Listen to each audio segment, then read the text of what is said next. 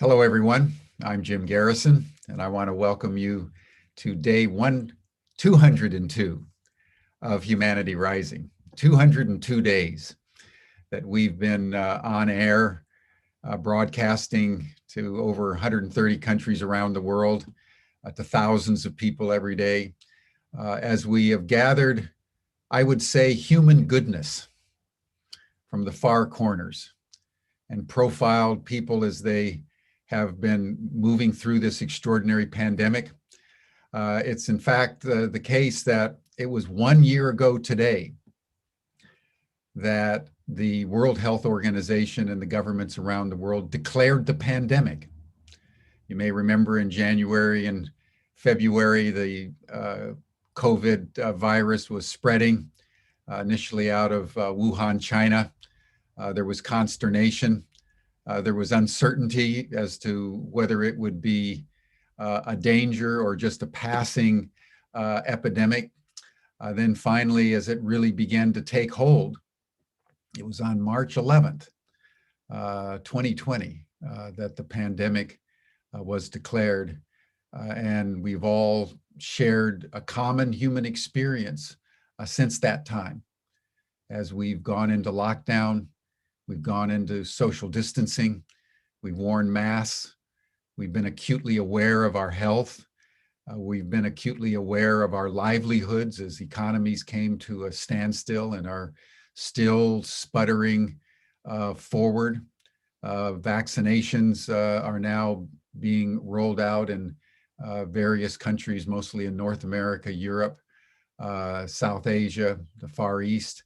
But we're still in the process of dealing with this extraordinary human occurrence, where for the first time in human history, all of us, everywhere, have undergone the same experience and thereby put humanity in the same conversation about what we want for our future.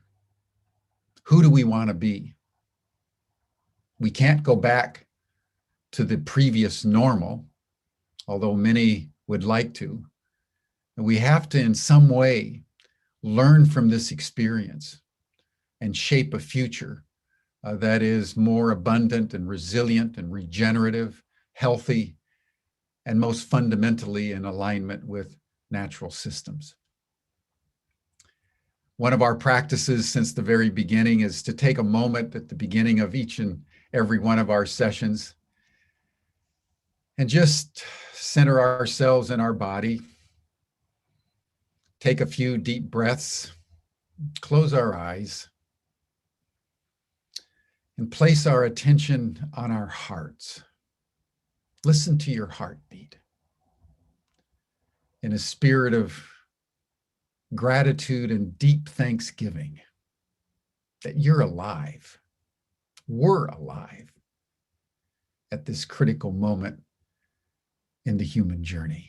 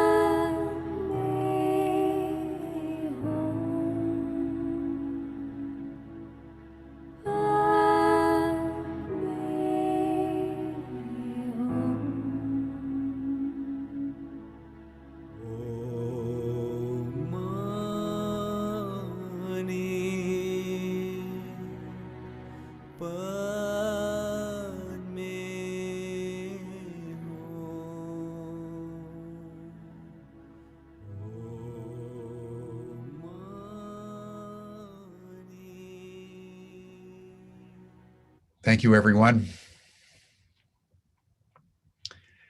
Now, with an open heart and a heart full of gratitude for each and every one of you joining our session today, I would like to commence our program by noting it's another anniversary today, not only the 1-year anniversary of the declaration of the pandemic, but it's the 10th anniversary of the meltdown of the nuclear reactor in Fukushima, Japan. We all remember that event. We remember the earthquakes, the storms, and then the news that a nuclear reactor had gone into default. And for the following weeks and months, we watched as the government, the utility companies in Japan struggled with how to remedy a situation that was spinning slowly out of control. So today we want to take a pause and remember what happened, consider the consequences, and look to the human future. To help us do that, Mary Olson, who you may recall was part of one of the panels convened by Cynthia Lazaroff on nuclear weapons, who brought to our attention that the 10th anniversary of Fukushima was coming up. So Mary, I warmly welcome you back to Humanity Rising and turn the program over to you. Thank you, Jim. It is really a big honor to be here. And I had not fastened on the fact that the World Health Organization announced on the same day as we commemorate the Fukushima disaster. I don't want to call it coincidence, I'll call it coincidence, and people can attribute the causations and meanings they will, but to me that's just really heartrending. And at the same time, deeply resonant with what we're going to be talking about. So thank you everyone for being with us today. Together we will learn about and remember the events of 10 years ago when the Fukushima Daiichi nuclear catastrophe began. It is not the first catastrophic industrial release of highly radioactive fission particles into our living systems of Earth.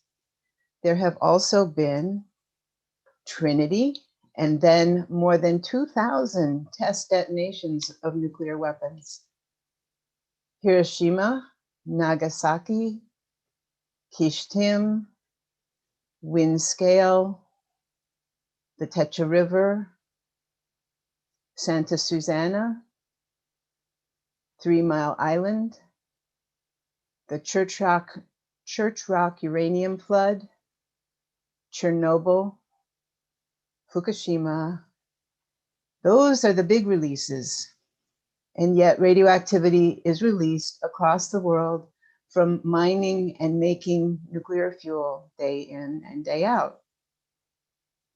March 11th, 2011 was one of the strongest earthquakes on record that shook the floor of the Pacific on the east side of Japan in the Tohoku region. The quake triggered a tsunami, and together these overwhelming forces started the tragic events at Fukushima Daiichi nuclear power station that we're going to hear about today.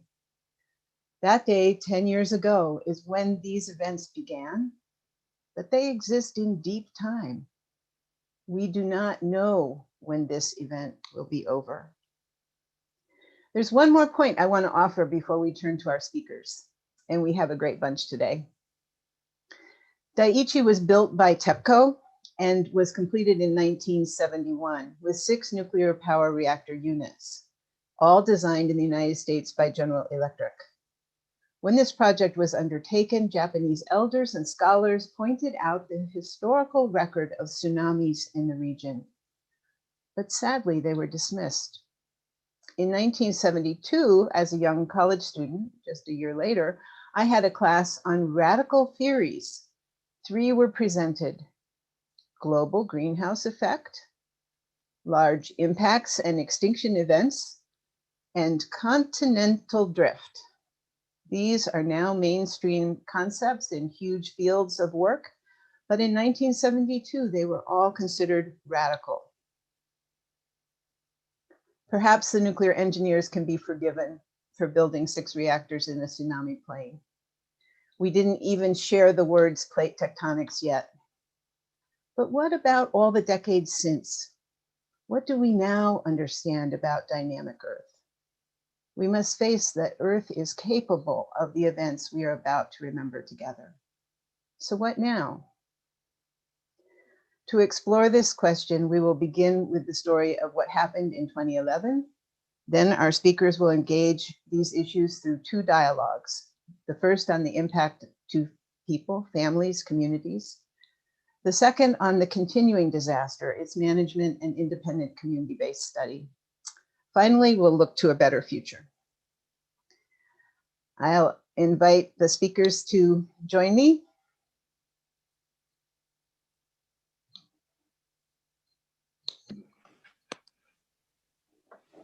Welcome. Thank you. So I'm going to introduce all 4 of you, and then we'll commence. Maggie Gundersen is the founder and president of Fairwinds Energy Education, a non-government organization based in South Carolina, USA.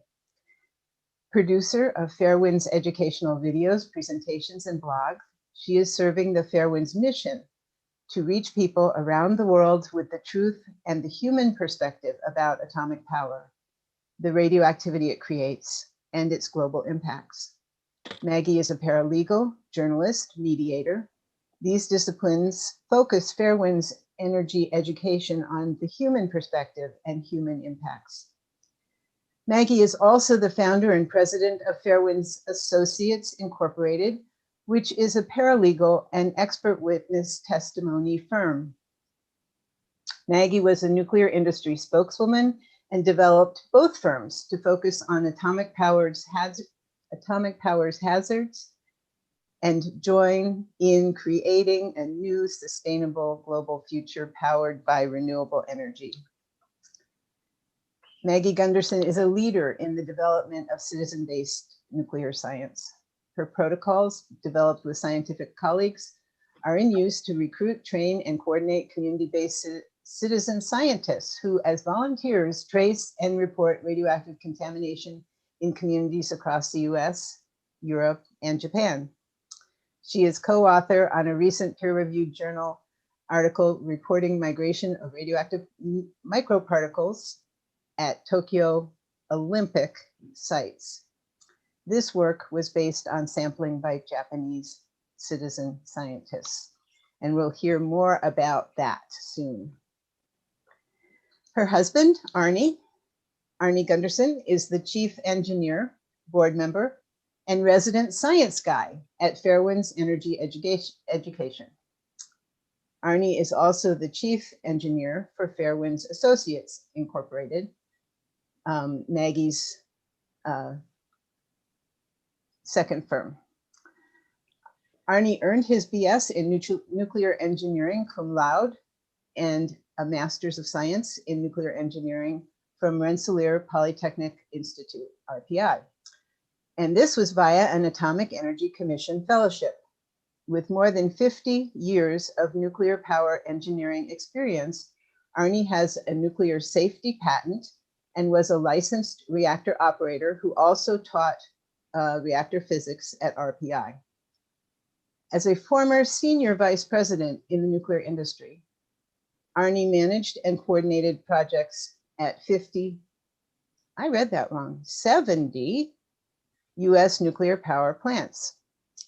The chief engineer for Fairwinds Associates, he testifies on behalf of states, municipalities, NGOs, and environmental organizations regarding the hazards and violations of nuclear reactors and atomic wastes.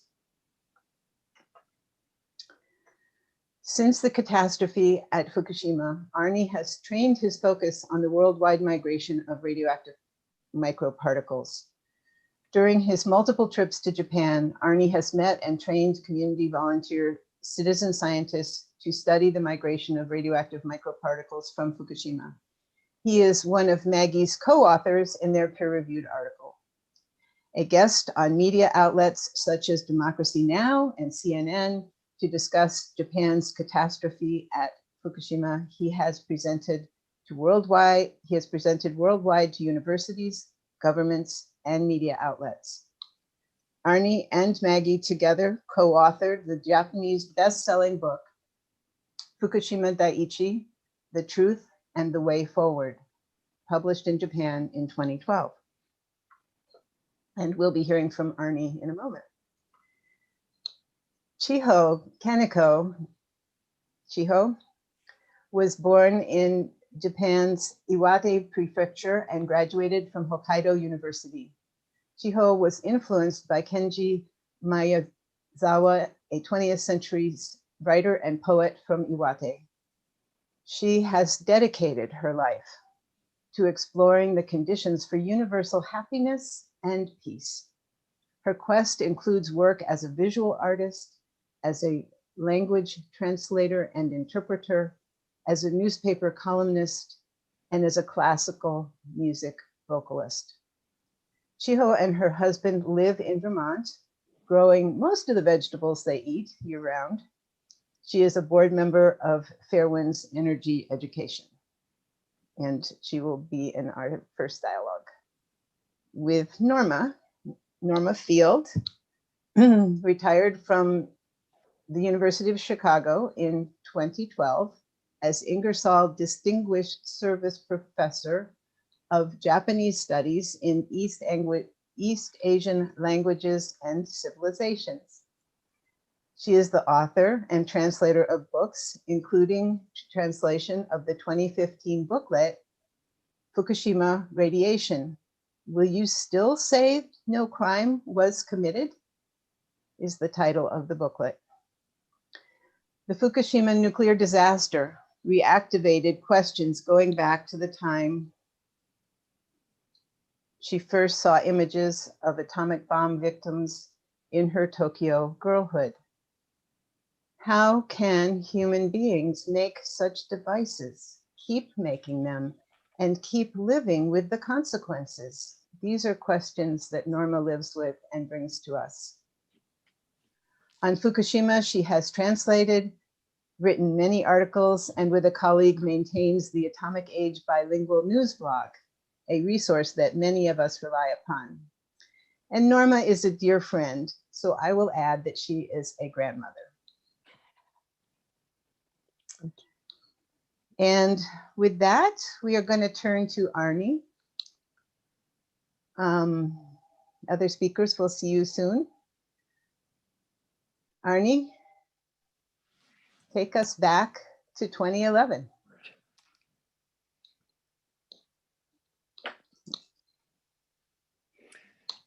First, let me thank Humanity Rising for hosting this Fukushima retrospective on the 10th commemoration of the meltdowns at the Fukushima Daiichi site. Maggie and I and the Fairwinds crew are pleased to participate in this effort. Maggie founded Fairwinds, and she'll be adding her perspective a little bit later. I'd like to note that those of you who are immediately checking online for Fairwinds, it's spelled F-A-I-R-E-W-I-N-D-S. So there's an E in the middle of Fairwinds. Don't forget that E. On the Fairwinds site, we have hundreds of videos and thousands of other resources.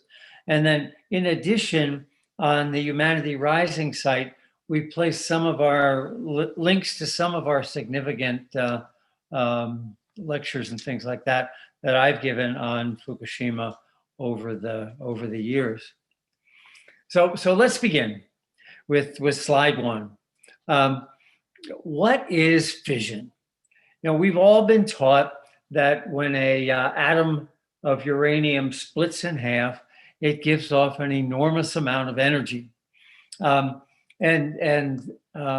that were all there was to talk about, we wouldn't have a Fukushima Daiichi meltdown. This slide is one of hundreds you can find on the web. And what's important is not the explosion in the middle, not all that liberation of energy, but the two particles that go above and below them. They're called, in the slide, fission products.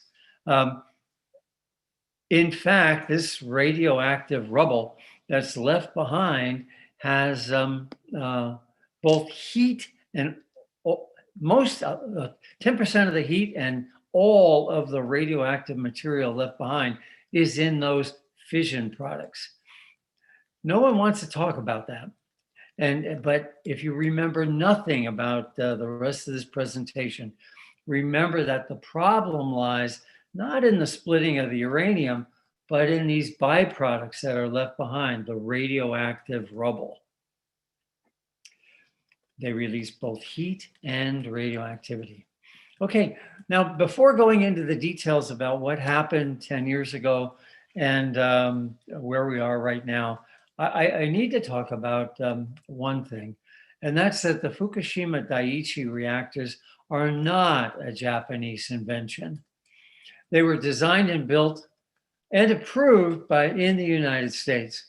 The General Electric Company, we bring good things to life, was the designer, and the constructor was a New York City-based company called TEPCO. And it was the American Atomic Energy Commission that approved this design. There's 32 other reactors identical to Fukushima. They're in Spain, and they're in Europe, and they're in South America, and they're in Asia, and there's 20 in the United States. All of them designed by General Electric and built by TEPCO.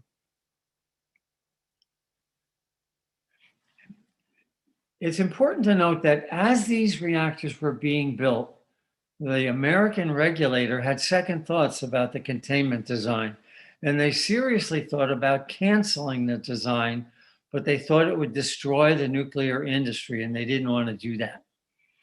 Even in 1985, the predecessor to the Atomic Energy Commission, the Nuclear Regulatory Commission, created something, a document that showed that the chance of that Fukushima containment not containing, being destroyed, was 85%. And yet society allowed these 35 or 40 reactors to continue operating, knowing that the design had a critical flaw. So now let's go to March 11th, 2011, called 311 in Japan. There were 4 reactors at the Fukushima Daiichi site that were very close to the water. 2 more were built later, but they were built at a higher elevation. Those 4 reactors were protected from tsunamis by a 5-meter high wall. So take a look at this slide, slide 2. It shows that I went back 100 years and I looked at East Coast tsunamis in Japan. And the largest East Coast tsunami was 40 meters high. Slide 3 shows the tsunami that hit Fukushima Daiichi. That was a 15-meter high tsunami, 45 feet. And slide 4 shows a comparison of a 15-meter high tsunami when it hits a 5-meter high tsunami wall.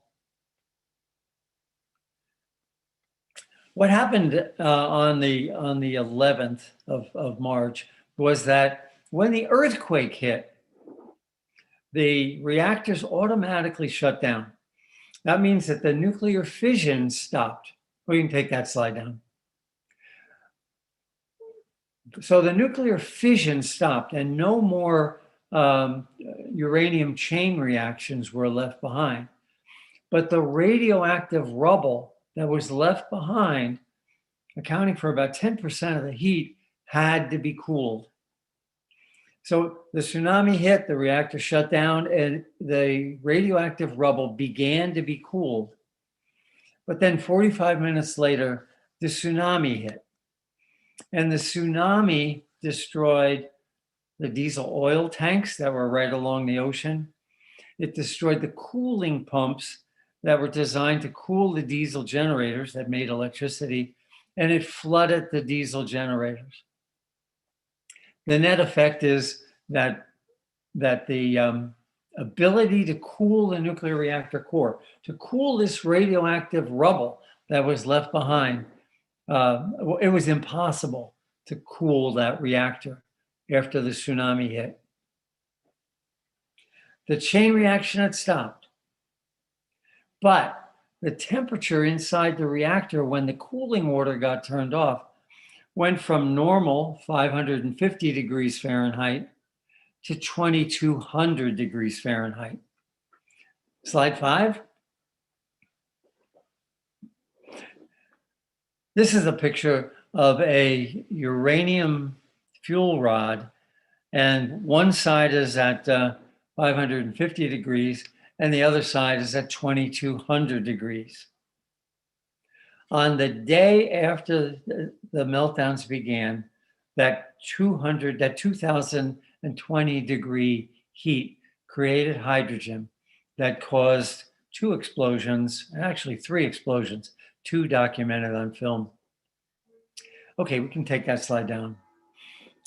It's important to note that qualified nuclear engineers around the world knew there was going to be a meltdown on the first day of the tsunami's impact. I woke up Friday morning, East Coast time, was about 8 o'clock, and the tsunami had already obliterated the Fukushima pumps at about 1 a.m. East Coast time. We're shifting about 12 hours here. But by about 10 o'clock in the morning, I knew a meltdown was going to be inevitable. And how did I know that? TEPCO announced that TEPCO, Tokyo Electric Power, that's the owner of the Fukushima reactors, announced that they desperately needed batteries. Now, batteries can't power the massive pumps that were needed to cool the plant. And they were simply to operate small valves and turn them on and off. And because they needed batteries, that told me and my peers around the world that they were running out of electricity and that a meltdown was inevitable. The melting nuclear fuel created hydrogen gas. The hydrogen gas exploded and destroyed the containment. Slide 6. On the left is the Unit 1 exploding, and about a day later, Unit 3 exploded. A day after that, Unit 2 in between exploded, but that explosion was deep underground and didn't result in a visible debris plume. Remember that radioactive rubble that's left behind. It created the heat that caused that hydrogen explosion. And now that the containments were breached because of the explosions, that radioactive rubble was free to disperse, not just inside the containment, but throughout Japan.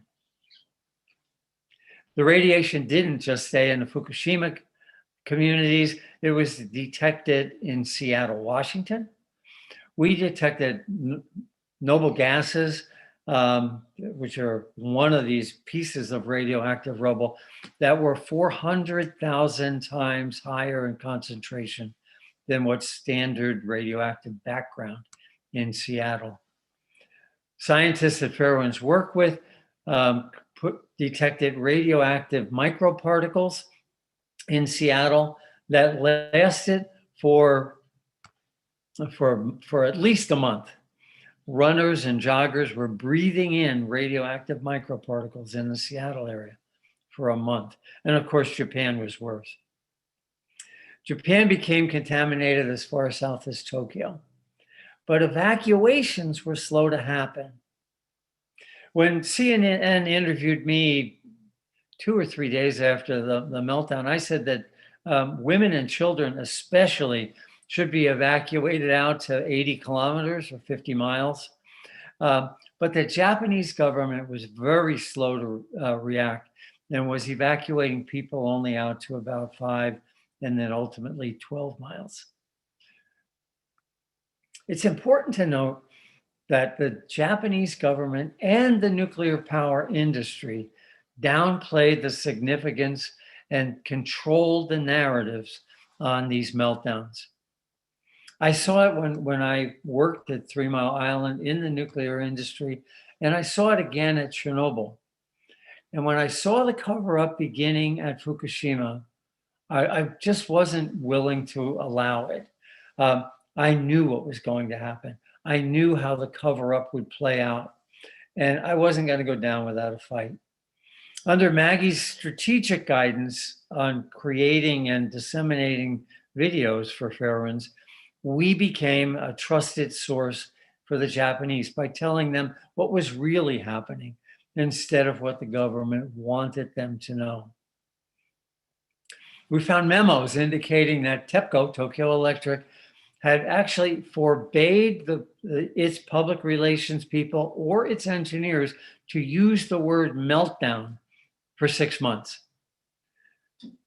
which meant that the press in Japan was not reporting that there were meltdowns for 6 months. In fact, Fairwinds was talking about a meltdown on the second day. Their public relations people were not allowed to use that word to the press. Well, the US wasn't much different.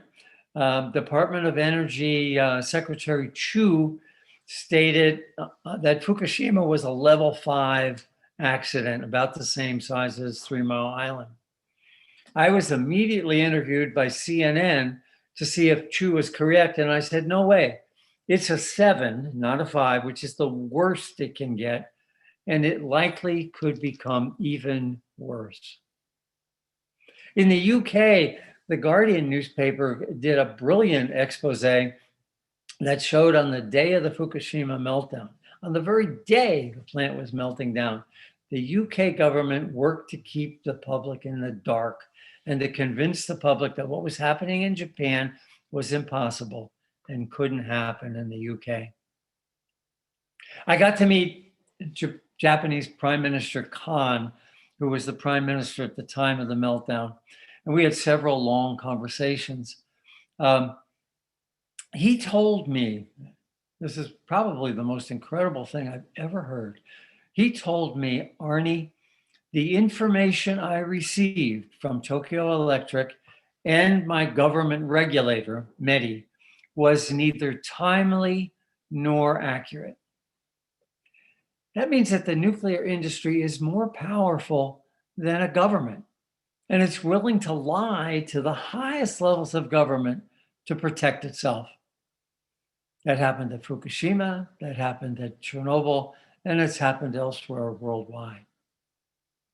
During the question and answer period, Maggie and I will talk about how the atomic power industry frames an argument. But we'll cover that in the questions and answers a little later. Well, now 10 years have gone by, and Fukushima remains heavily contaminated. 70% of the prefecture will never be contaminated. Slide 7, please. Fukushima is very mountainous, and it's impossible that the mountains and forests ever be cleaned. This is a picture of a kid's shoe. And it also has radiation levels of 7 or 8 children's shoes that we were able to measure in comparison to shoes in the United States.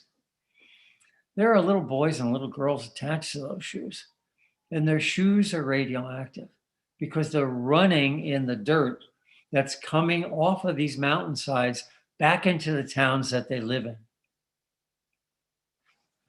We found radioactive plutonium at the Olympic J Village, and we found other radioactive isotopes on the rooftops of buildings that were already decontaminated. The effect is that radioactive microparticles will contaminate the entire prefecture for centuries. What this means, we can stop that slide now. What this means is that there'll be tens of thousands of cancer deaths. Again, the Japanese government claims there'll be very few cancers. The reality is that there might be as many as 100,000 additional cancer deaths from these radioactive microparticles that are blowing in the wind and migrating in the weather. The Japanese government is not including those microparticles in their calculations. And lastly, it's hard to believe that Fukushima and the word luck can actually fit in the same sentence. But in retrospect, the world was fortunate, and Japan was extraordinarily lucky. On the day of the meltdowns, the wind was blowing out to sea. So 80% of Fukushima's radiation wound up in the Pacific Ocean. If the wind was blowing the other way, a swath of land, perhaps 150 miles or 200 kilometers wide, would be uninhabitable for centuries. Also, luckily, the meltdowns happened on a Friday afternoon when there were more than 1,000 workers on site, including engineers and senior management. That allowed them to orchestrate a plan and try to mitigate the meltdowns. If it had happened at 2 o'clock in the morning instead, we likely would have had a catastrophic event that would have included 10 meltdowns because there were only about 100 employees on the site, no senior management, and no engineers. Not 3 meltdowns that did occur, but 10 would have happened. Every reactor at the Fukushima Daiichi site and 4 miles south at the Fukushima Dai-ichi site would have experienced meltdowns due to the lack of employees and the destroyed infrastructure. The net effect, if that had happened, would have not just contaminated Japan, it could have contaminated the entire northern hemisphere. Such chain reaction disasters would have been a hemispheric event and not limited to one country. Catastrophic accidents like this can happen anywhere in the world on a given day. And is this a risk we as a society are willing to take? I'd like to close by noting 2 heads of state. Mikhail Gorbachev, in his memoirs, stated that the collapse of the Soviet Union was not due to perestroika, but it was due to Chernobyl. And my last slide, Naoto Kan faced the possibility of having to evacuate 35 million people out of Japan's capital, Tokyo. And he said, quote, "Our existence as a sovereign nation was at stake." Is this a risk any of us are willing to take? Back to you, Mary.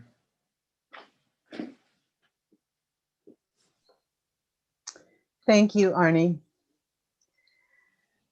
Fair Winds has made such a huge contribution, and I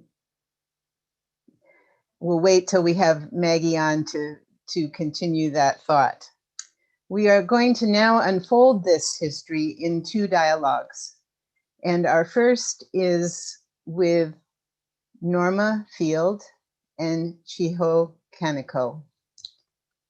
They have provided me with a little bit of framing text that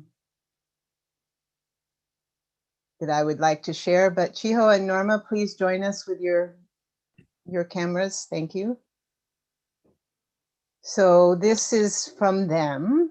We, Norma and Chiho, had similar instincts, wanting to know the true impacts of the disaster on the people and on the land. We traveled to Japan, to Fukushima, and we showed Japanese documentary films in the US. It was not until a few years ago that we actually connected. We share the weight of having witnessed the deception created by the Japanese and international authorities for the sake of saving the nuclear industry and the financial interests wedded to that. Japanese citizens were deceived over and over and harmed in various ways. Chiho is from Iwate Prefecture, whose southern border is about 160 kilometers, 100 miles from the Fukushima Daiichi nuclear power plant. Please take 20 minutes and share with us your insights. Thank you. Thank you. Thank you. Thank you. My heart is already full listening to Arnie, and I'm so grateful for this opportunity because Arnie and Maggie's work has been so important, and it's through them that I have this connection with Chiho. And then there's Mary behind all of this, and then Jim Garrison's having started Humanity Rising. So I feel like we are all molecules being connected for a life-giving purpose. So I want to start with thanks. And then I want to turn to Chiho, who comes from this wonderful prefecture in northern Japan, and ask her to tell us about her first experience of this nuclear disaster, of this triple disaster, of which we're focusing on the nuclear part today. Okay, Chiho. Thank you, Norma, and thank you, everyone. What a strange and serendipitous thing to be here today and with all these wonderful people. First, I think I want to show this map quickly. Map of Japan, obviously here, and Iwate Prefecture is right here. Fukushima Prefecture is right here, and nuclear power plants were right here. And this is Tokyo. So this is about from Fukushima reactors to the center of Iwate, where I'm from, which is Morioka. It's about 150 miles, 250 kilometers. So with that frame of reference, I just want to start by going back to the March of 2011, because initially for us, it was the tsunami devastation that really just captured our minds and hearts, because it was just unbelievable. I'm from inland Iwate, but have relatives on the coast. One of my cousin's homes got completely swept away. Luckily, he wasn't at home.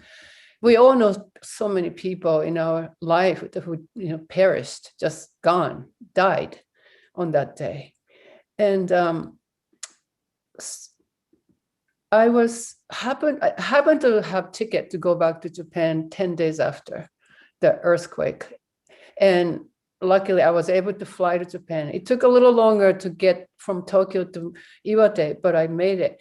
So it was just a surreal time. And on one of the trips to coast to bring relief goods and stuff like that, I think once I spent 3 days on the coast in Kamaishi, and there was no electricity or water, and everything was covered with mud and dust. So we're all wearing masks. And so the mud is basically a mixture of seawater and soil and dead fish and household items and chemicals and sewage. And we didn't want to breathe that stuff. So we were wearing masks and the smell. But it was not until later, after I got back to the United States in mid-April, that things started to percolate in my mind that, thanks to Fairwinds and other international organizations who are alerting about the truth about the fallout, maybe that mud was, part of the mud was radioactive particles from Fukushima Daiichi. And what a thought, you can't see radiation, but the dust was everywhere. We could not sit down, even indoor, without feeling the dust. And that was the first time I was confronted by, in a personal sense, that radiation exposure. I was experiencing radiation exposure. So this whole triple disaster was so overwhelming to me. And I was really down and feeling this sense of helplessness that, at the time in the United States, once I got back. But a friend told me that, sometimes there's really nothing you can do but witness. And I think I took that word to my heart, and that's my last 10 years been, just witnessing. So I just want to ask Norma, You were back in you visited Fukushima. That's 2011, I think in November, you said. And what compelled you to, travel at the time? Yeah, thank you, Chiho. You're asking, I want to answer it in two ways. One is why I specifically went to Fukushima then for the first time, but also why I went to Japan, why I was so driven to go in general. And I think in Mary's introduction, she referred to that first image of an A-bomb victim that I saw, but it actually goes back even further to a breakfast table at home. My American father, who came to Japan with the US occupation after World War II, met and married my Japanese mother. And that was a time of atmospheric testing in the Pacific Ocean. And my father was all in favor of it. Those of you who remember the Cold War at all will understand that he thought all you had to say was, well, we need to do this because of the commies, enough of an answer. And my mother, being the weaker party, Japanese and a woman, and his wife, I just remember as a child seeing that she hardly said anything, but she pursed her lips and she often turned away. So that was a very a deep lesson about something I didn't quite understand, but that I knew was terribly serious then. So once I saw the image of a figure vaporized in silhouette and concrete, that was the image that's still etched in my mind. I don't even know how accurate it is, but it's inalterable. I mean, this is what happens, and this is why can human beings do this. I think now what that did was to implant in me, especially as I learned more about the victims of the A-bombs, that radiation exposure doesn't mean necessarily illness and a swift death. It can just go on and on and on. And that for many of the bomb survivors, it's meant a lifetime of illness and surgeries. And even when that's not happening, a lifetime of worry that this will happen. And so I think what I learned from at home in Tokyo in the 50s was dread. I embodied the dread that radiation exposure brings to us. And so when Fukushima happened, I had been teaching this, I was still teaching back then at the University of Chicago, always taught about nuclear weapons and nuclear power together because I felt that they had been strategically separated between the bombs that were necessary for our security and cheap energy, atoms for peace. And we were told in a way to accept all this for the sake of security and for cheap energy, and really not to think very much about our bodies or anyone else's body for that matter. So when Fukushima happened, it was all that dread in a way that was instantly awakened. And I knew that it was really going to engage me for the rest of my life, and I needed to go there. And I wanted, particularly the particular instances, I wanted to get two people to speak at the University of Chicago. And the first one, I see Mary has put in the chat, is Riko Muto, an extraordinary woman, also another link for Chiho and me, who had become an anti-nuclear activist after Chernobyl, had lived on in Fukushima. And she gave an extraordinary speech, which I encourage all of you to read. The link is there, translated by Emma Parker. Why do I want you to read it? It's because it captures so insightfully the social impact and the impossible choices people were presented with, and the ways in which they were set against each other, in the ways in which victims were set against each other. And at the same time, it's so beautiful. And I think beauty is something I want to emphasize today, that along with the dread, how do we go on living without beauty and the love that it awakens in us? And that's Riko Muto's special gift. And she is the person who's made possible an extraordinary thing, one criminal trial against the three executives of TEPCO. And the other that Mary has also put up is a message for young people in Europe and Asia by Mr. Koide, a nuclear engineer. I don't know if he and Arnie have met, but they should. Someone who spent, now it's 50 years, back then it was 40 years, as a nuclear engineer, to have spent his career, who learn to desensitize, put aside all the contempt and humiliation he was faced with from his colleagues for suggesting that no, Japanese nuclear power plants weren't any more safe than the others.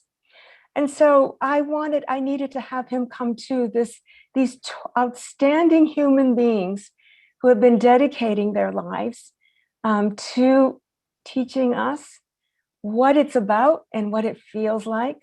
And because they were both distressed and very busy at the time, within 6 months of the disaster, I felt I had to go see them in person to ask them to take the time to come all the way to the US. So that's what took me there then and why I'm engaged with Fukushima now. So now I want to turn to Chiho and say, because I know she went back to her home prefecture a second time in June. So I want her to share with us what she found, what she noticed, and what she noticed was distressing from the second visit. So quickly, I'm going to show the map again. Now it's, whoops, sorry, I screwed up. Okay. No problem. I stopped sharing. Anticipation. Yeah. Well, I screwed up. But my point is that in Iwate, things were still unclear in terms of how radiation affected the whole prefecture. And in June, this is just still 2011, I was just getting vague feeling that, well, maybe things are, which pollution came to Iwate too, but my parents wanted to, go to the mountainside to do spring green harvesting, wild edibles. That's our way of life. And I had trepidation, but I went along.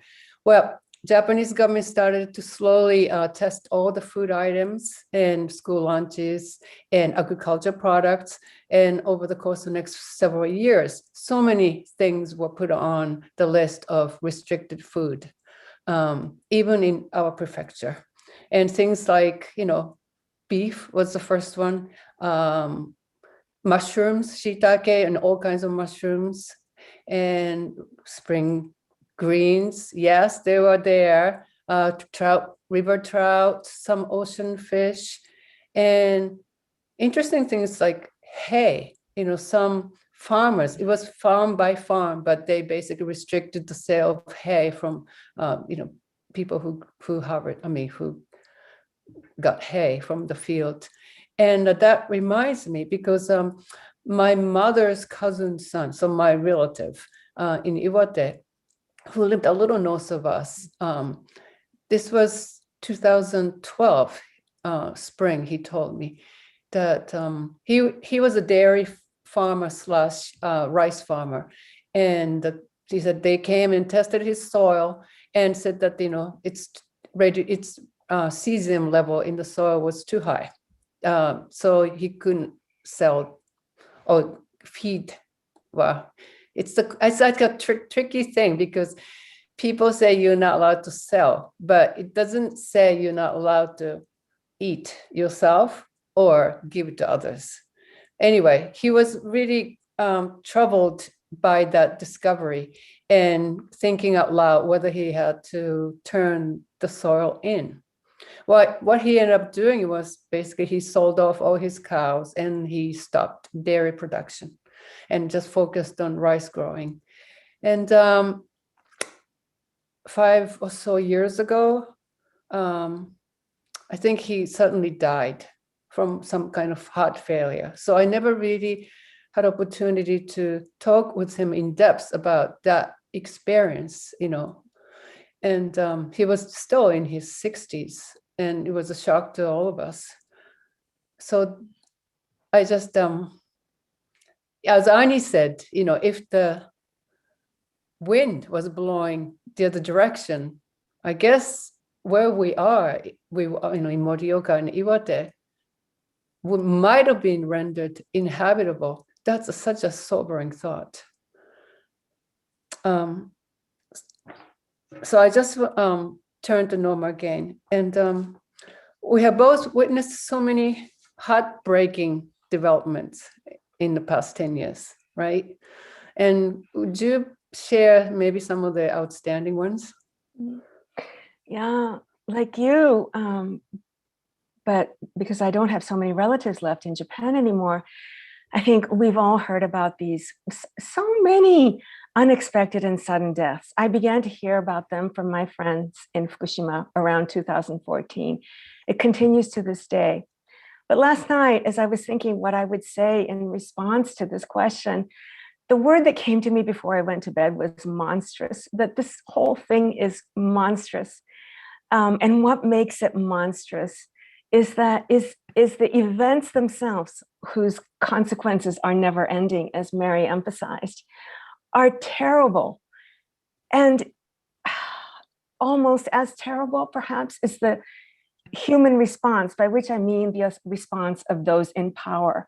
So we have had from Trinity, right, in 1945 on, we have had so many generations exposed to fission products, the consequences of being exposed to them from the outside and from taking them into our bodies. And so much energy has gone into denying that the countless kinds and numbers of harm have anything to do with exposure.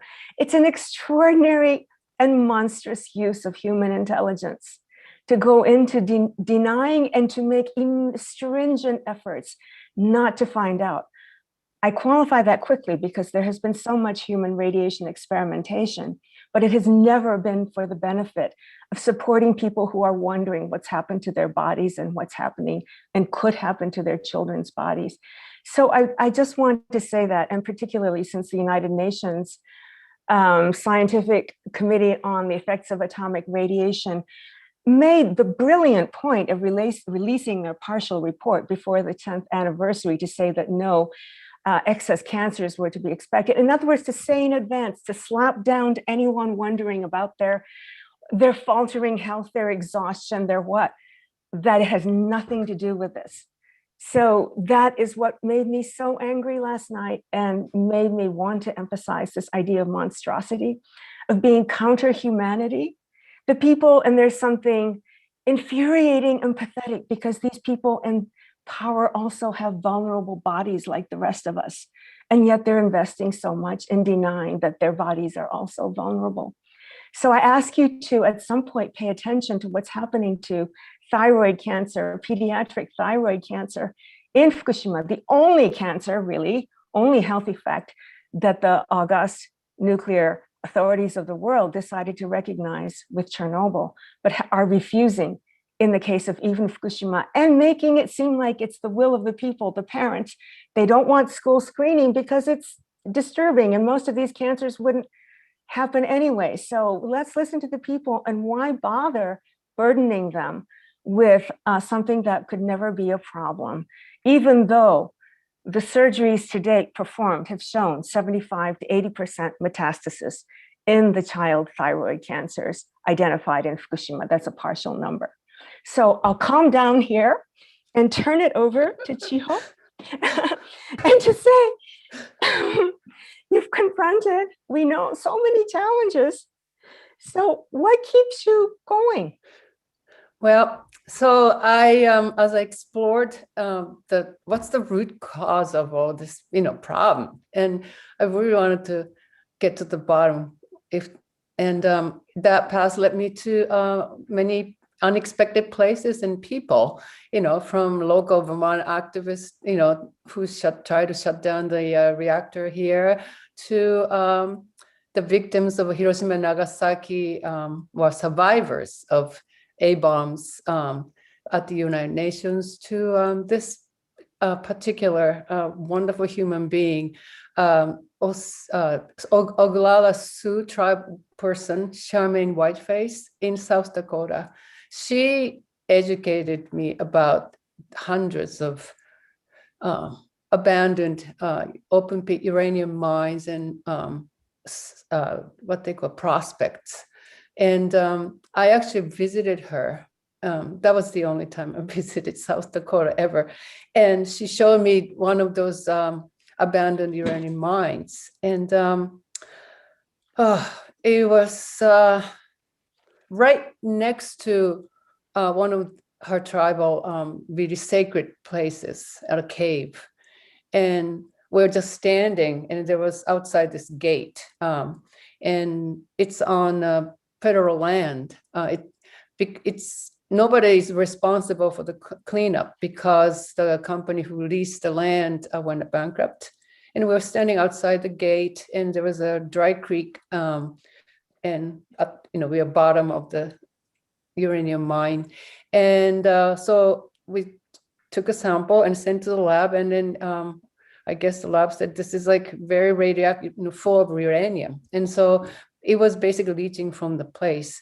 And Charmaine told me about so many ways that the area is affected by this uranium pollution and contamination in water, air, livestock, everything. And she called it, this was the front end of the nuclear chain. That word really struck me. It was like, the place was really beautiful, physically beautiful. The color and the silvery grass, and really just a gentle contour of, buttes, they call it. And also it's such an expansive earth and sky that we don't see in Vermont, but over there it's just, you really see the contour of gentle land. And it really hit me that we are part of this earth, that we are earth, and that humans have been ravaging our own body, basically. And I had to ask Charmaine, how can she just keep a smile sometimes, and she has a really wonderful laugh. How can she do that, after all these wrongs that were done in her tribe, onto her tribe? And she taught me about the virtues that she learned from her grandmother, values of the tribe, and the virtues to perfect it. The virtues, there are 4 of them: courage, fortitude, wisdom, and generosity. And I think about this often, and I want to have courage to keep seeing the reality, even though sometimes it's really painful and just disappointing. And I want to have fortitude to take nothing for granted. That's my resolve. What about you, Norma? How do you do it? Thank you, Chiho. Mary, I hope we have your permission to, probably we're 2 minutes over time, but there's something I want to share with everyone. Please continue, Norma. It's fine. Thank Please. you. One of the most devastating things has been to see how the sufferers, Fukushima and obviously beyond Fukushima sufferers, have been silenced and silence each other. I think partly because of the monstrous ways in which they have been discouraged from acknowledging how they have been injured.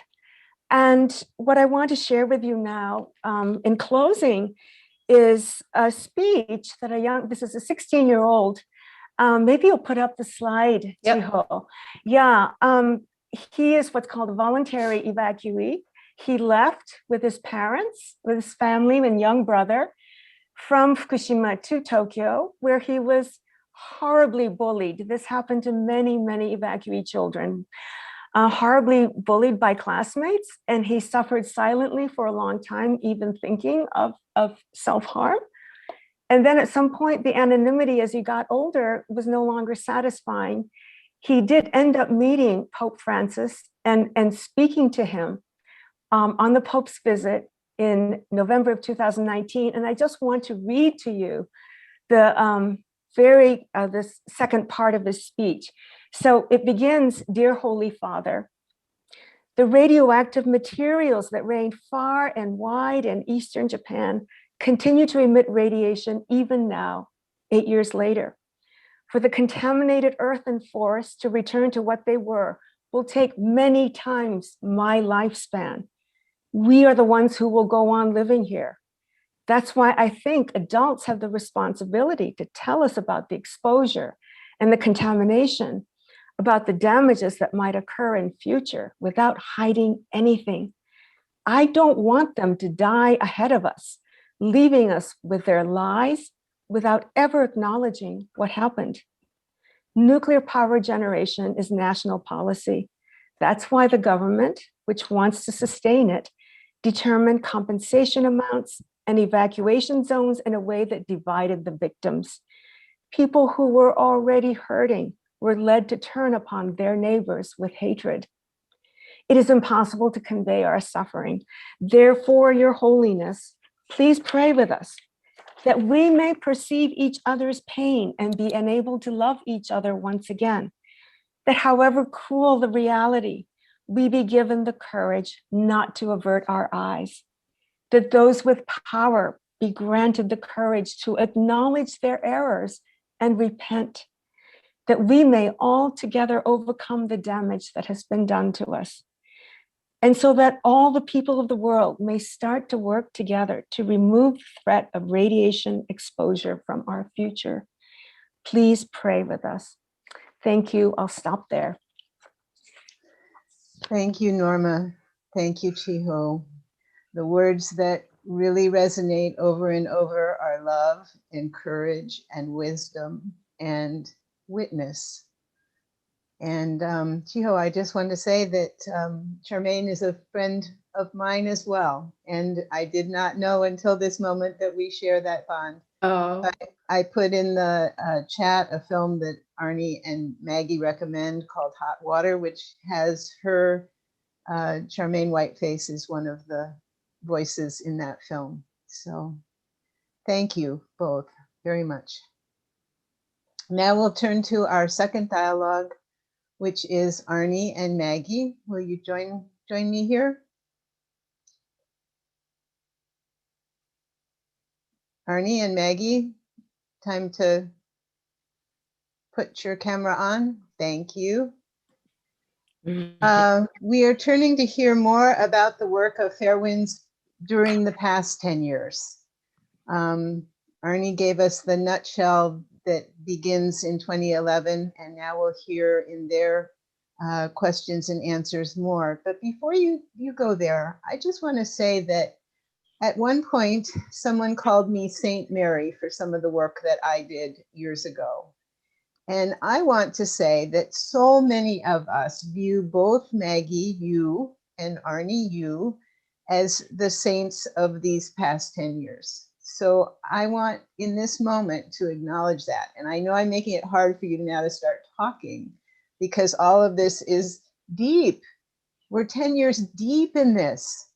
It's deep, and being human beings willing to channel the energy and the massive amount of information that we have to dig up because it's not being shared by the official channels. We're deep. So thank you. Thank you for being courageous and wise and bringing us with you with the data so that we can witness. Without the data, what is it? It's just a story. And stories are so important. And yet in this case, the information is what we need. So I'm going to stop and let you tell us about the information. We need it? No, we're good. Thank you, Mary.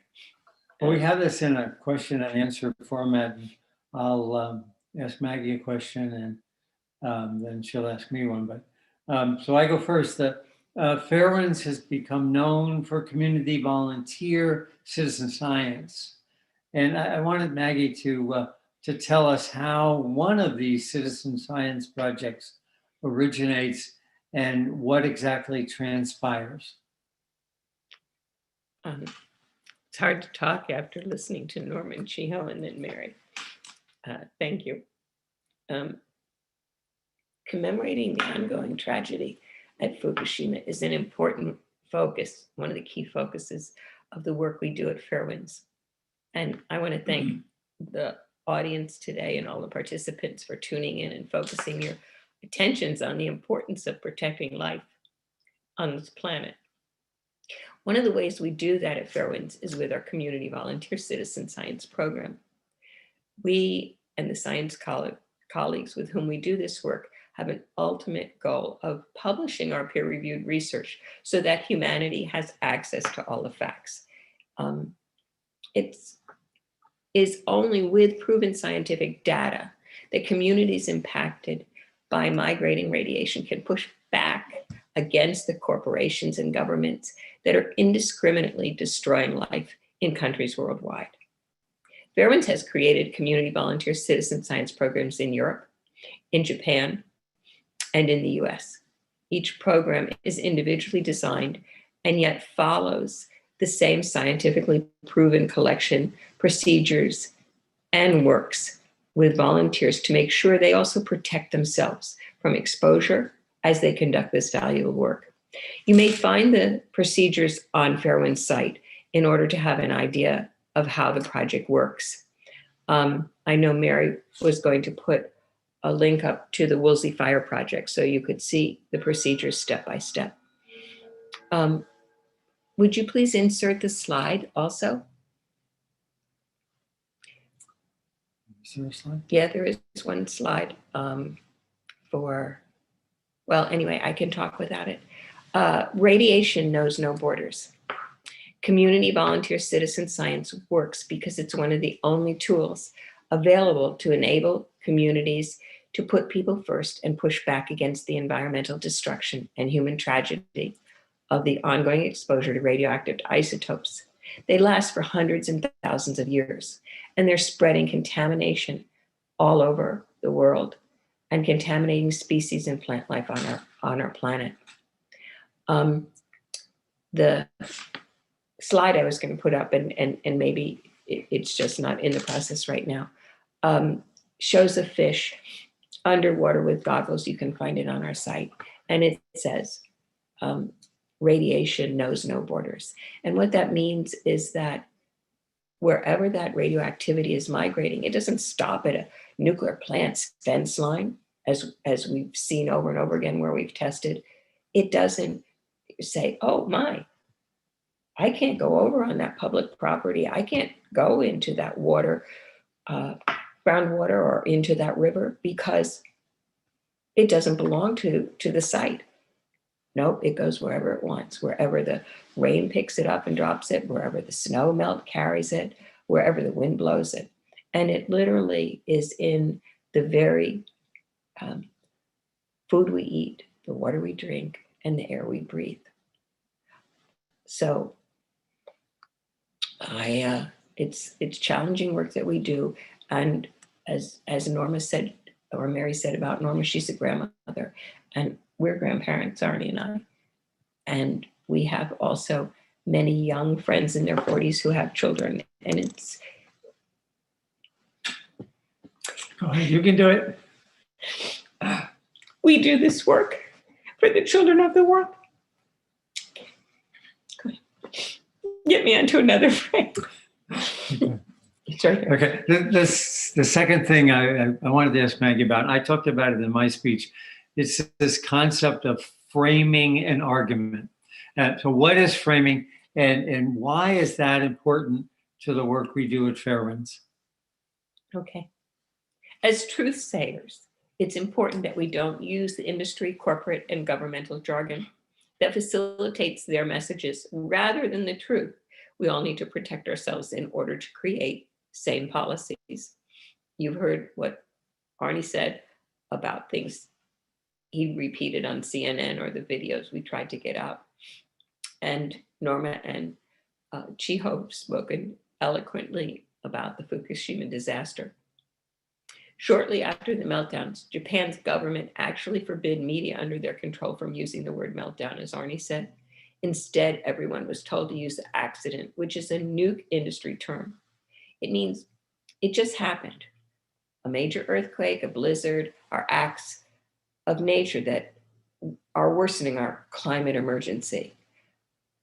An accident is when an owl hits your windshield when you're driving, or a deer jumps and hits your car. The nuke industry instead calculates how many people will suffer cancer or die anytime there is a nuke disaster that releases radioactivity. And it is seen by governments and industry as necessary cost of producing reliable electricity. How much is a human life worth? In the US, the nuke industry has calculated $3 million for a life lost to verified radioactive exposure from the industry. That means you can prove it and you can show you were contaminated by radioactivity. It's really hard to prove when it takes anywhere from 5 to 40 years, depending on the type of cancer and how that is traced. Who is responsible? Who cleans up these communities? And as Norma and Chiho said, why are they only looking at cancer? Why have they not looked at the heart disease that was tracked at Chernobyl or any of the other things that impact the human body? As Mary said, and when she flipped up the movie link, which you found before, you can find on there, the chat, Zero Hot Water. Right now in the Western United States, there are more than 6,000 defunct uranium mines that are unmonitored. And every day they're leaking toxic radioactive sludge into the communities, contaminating the food, the air, the water. This, at Fairwinds, we say meltdown, catastrophe, disaster, versus the nuke speak of accident. And even sometimes Arnie jumps back to accident when he's done a lot of testimony, because that's what the industry makes him talk about. We often use atomic reactor versus nuclear. Industry analysis shows that people are afraid of the word atomic from atomic bombs and mostly neutral about the word nuclear. Arnie and I both became nuclear whistleblowers against the nuclear industry. In the nuclear power industry, we lost our home, our pensions, our savings as we fought back.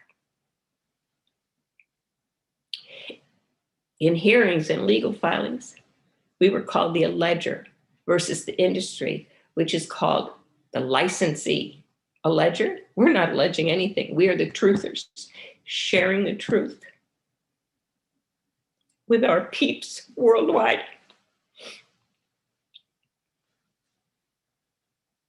In every legal document we produce, every blog post, etc., we try our darndest to reframe our language to tell the truth and not let the industry, the nuke industry and its government cronies, stake claim to their lives. And my last question for Maggie was, I wanted her to talk about, as the founder and creator of our Fairwinds nonprofit, what's Fairwinds' mission and how does it relate to Humanity Rising? Thank you, Arnie. At Fairwinds, we have hundreds of videos, podcasts, and presentations we have made to let people around the world learn the risks of nuclear power and why it is not the answer to our planet's climate emergency. We talk about financing, radioactive leaks, corporate and government abuse of regulation, and why now in the 21st century, we must move on to new proven technologies. These are proven that protect our lives and protect the planet. If we are such an amazing species, and I believe that we are, why stick with outmoded technologies and methodologies that produce pollution and destroy life? We believe that many other new technologies are available every day. And people around this planet have the brains and creativity to find solutions and build them, but only if the governments and corporations give up their stranglehold on old, outmoded technologies like coal and oil developed in the 1800s and atomic reactors developed using a slide rule in the 1950s. We are already 20 years into the 21st century. It's time to focus on humanity and save life on this planet. Thank you. You have a few for me, right? Yep, I do. Let me get it open for you. Hold on. Sorry.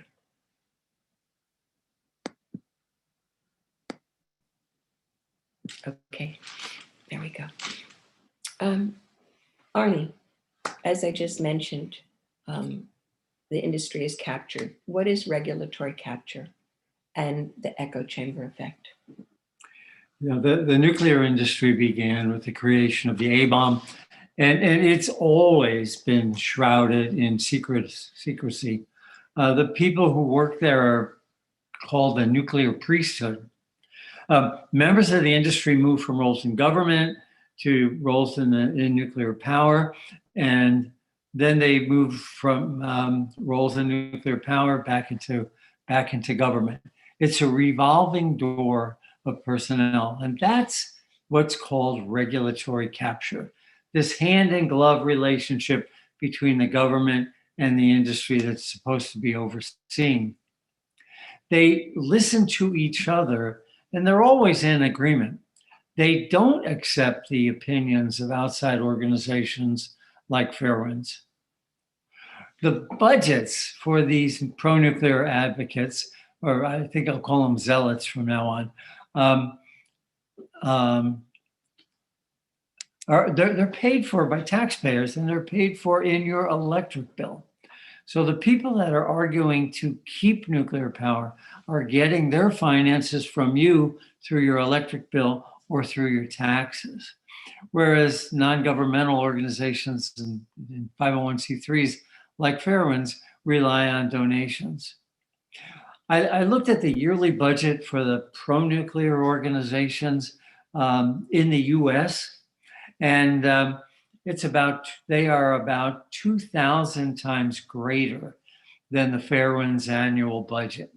What that means is that Fairwinds could run for 2,000 years on the funds that the nuclear industry spends promoting nuclear power in just 1 year.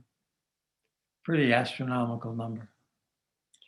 I want to segue for just a split second. At one point when we were doing extensive videos regarding Fukushima, and on as often as we could make it happen, the industry put out this expose on us. Nuclear Energy Institute, the lobbying arm for the industry, did it. And they claimed that we used on our PR budget just $500,000 every year on our PR budget. And that's how we were able to do these videos and do this work. We had a small one-room office, and we had a local filmmaker, videographer who came in and worked with us. And he and I created and produced the films and did all the social media. And an intern who now is with us as our admin, he was our intern back then. That's all we had. And Arnie and I at that time, I took no salary at all, no money. So I was only using the donations that we had to pay for those services. And it just boggles my mind. Yeah. Let me ask you, Arnie.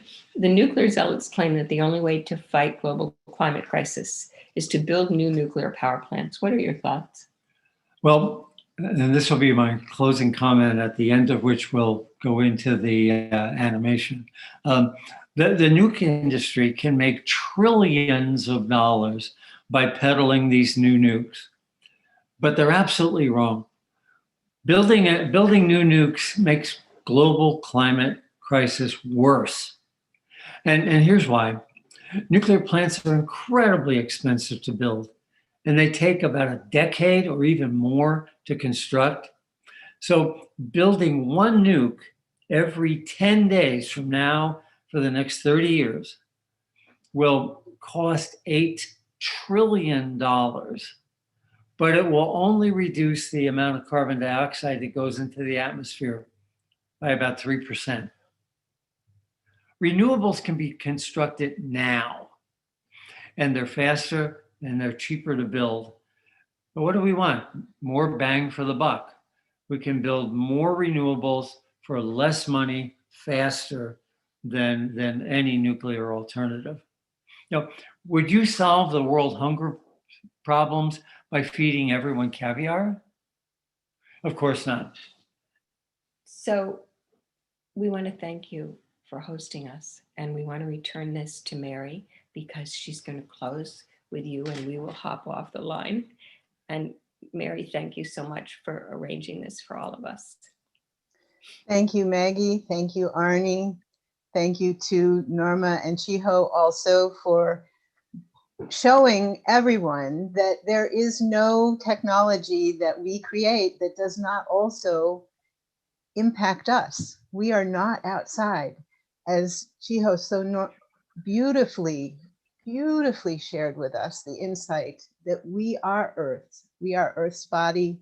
What we do to Earth, we do to ourselves. So we're going to also thank Humanity Rising. Just amazing that this process has gone on. Day 202. Wow, amazing.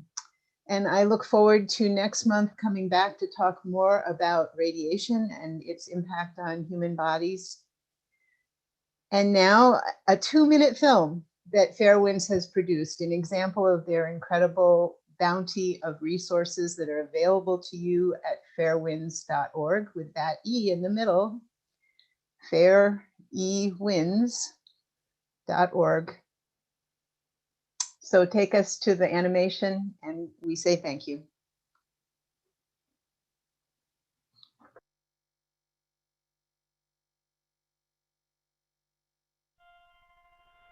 In 2015, human activity released 35,810 million tons of CO2 into the atmosphere.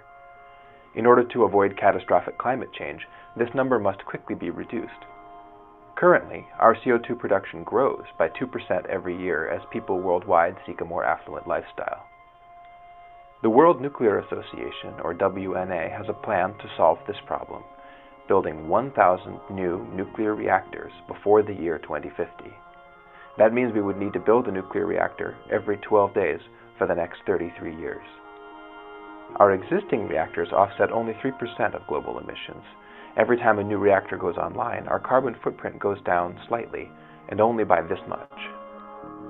Along the way, outdated reactors must be decommissioned, the deadly waste must be tended in perpetuity, and each new reactor built will increase the probability of atomic disaster somewhere in the world. Constructing this infrastructure will cost $8.2 trillion. Even after spending all this money and waiting all this time, by the year 2050, these new nuclear reactors will have offset only 3.9 gigatons of CO2, which is less than 10% of the reduction that we need. The nuclear industry touts CO2 reduction to greenwash its agenda. For the nuclear industry, $8.2 trillion is good business. For humanity, it is an opportunity cost. Precious time and money wasted on the wrong thing. If we follow the WNA, another generation will pass and climate change will only get worse. We already have clean, cheap, and timely ways to reduce CO2 emissions, and nuclear power is not one of them. The nuclear solution to climate change is a smokescreen.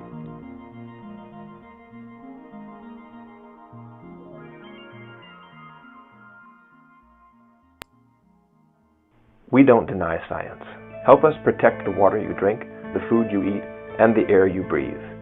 Radiation knows no borders.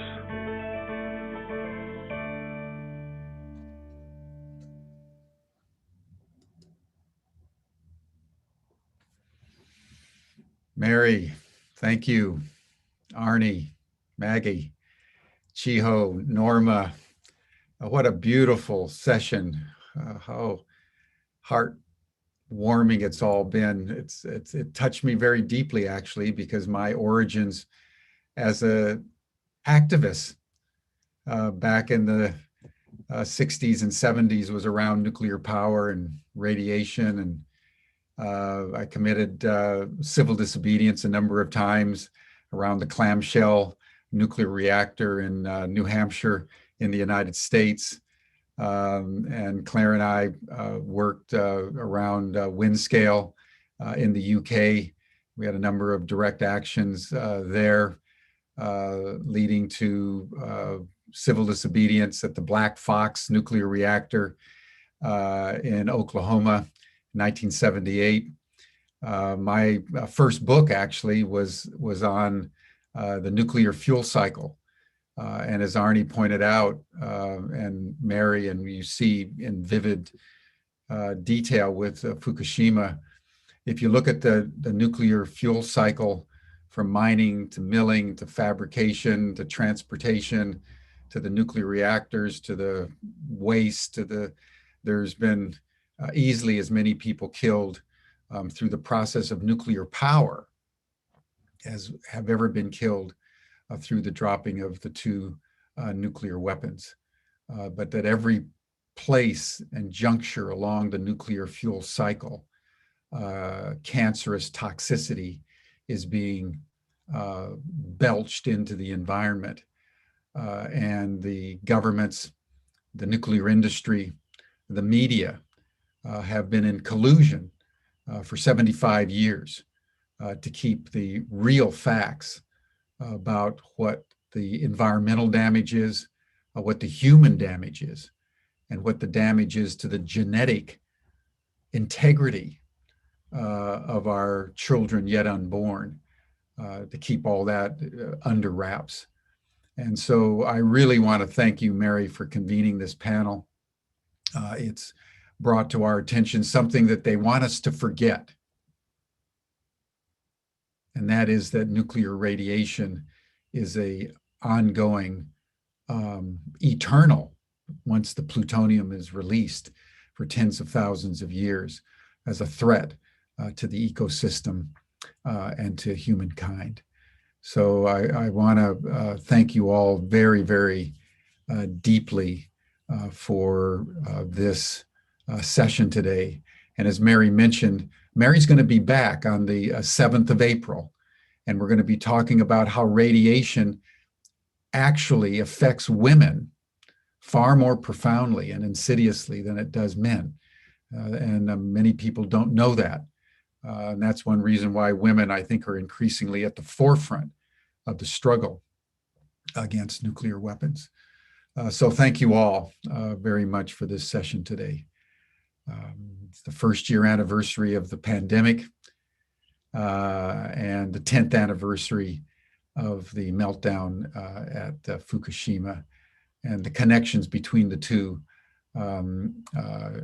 should be pondered.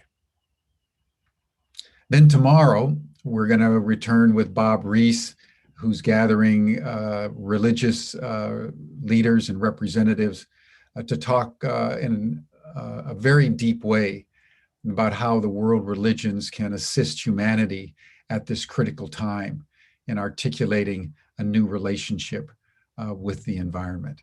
We are the environment. We are nature. And we need to remember that. And the great religions, which assist us in very profound and diverse ways in reconnecting with that which we most fundamentally are, provide a critical pathway to our illumination. So that's tomorrow on Humanity Rising. Again, same time, same station, 5 o'clock p.m. Central European Time, 8 o'clock a.m. Pacific Time, back here on Zoom. So thank you all. We'll see you again tomorrow. Bye-bye.